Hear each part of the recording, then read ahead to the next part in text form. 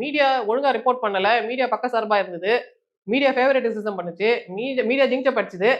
அதெல்லாம் பிரச்சனை தானே! அதை களையணும் இல்லையா? அது யார் கேட்கறது? சொசைட்டி தானே கேட்கும். அப்ப பிரச்சனை எங்கேருந்து வருதுன்னு பாருங்க. இந்த பிரச்சனைக்கெல்லாம் உங்களுக்கு பதில் கிடைக்கல. அத பத்தி நீ பேசாத. உனக்கு மனநலம் சரியா இல்ல. அத பத்தி பேசாதன்னு சொல்றாங்க. ரைட்? இதுதான் இவங்களோட ஷார்ட்கட் என்னன்னா, யாரும் பேசக்கூடாது. எல்லாம் ஒளிமயமான நிகழ்காலத்துல வாழணும். ஒரு பிரம்மாண்டத்த உருவாக்கணும். எல்லாம் சூப்பரா இருக்கு, சூப்பரா இருக்குன்னு இவங்க ஜிங்ச படிச்சுட்டே இருக்கணும்னா, சூப்பரா இருந்தா நாங்களும் தானே சொல்லுவோம் சூப்பரா இருக்குன்னு. இங்க சொதப்பலா இருக்குன்னு உண்மைய சொல்லக்கூடாதுன்னு அவங்க சொல்றாங்க. திரும்ப நீங்க எதுக்கு இந்த மாரி பேசிஸ்ட் மனப்பான்மைகளை கொண்டு வரீங்க? யார் இந்த பேசிஸ்ட் மனப்பான்மை கொண்டு வரான்னு பாருங்க. 5 ஆண்டுகளுக்கு முன் ஒரு பொண்ணு தூத்துக்குடி ஏர்போர்ட்ல பாசிச பாஜக ஒழிகன்னு சொன்னப்போ, அவ ஹீரோயின். அந்த பொண்ணுக்காக இவங்க போய் எல்லாரையும் பகச்சுக்கிட்டு நாங்க யார் தெரியுமா? நாங்க வந்து கருத்து சுதந்திரத்த கிழிச்சிருவோம்னு சொன்னாங்க. இப்ப கருத்து சுதந்திரம் எங்க போச்சு? என்ன வாய மூட சொன்னது இவங்க யாரு? ஆனா அவங்க சொல்றாங்க. அது கூட நல்ல விதமா வேணாம் இவ்வளவு ரொம்ப பேசாதீங்க மேடம் சொன்னா கூட பரவாயில்ல. நீ உனக்கு மனநலம் சரியில்லைன்னு சொல்லும்போது, அப்ப அவங்களோட உள்நோக்கம் என்ன? அப்ப யாரும் பேசக்கூடாது.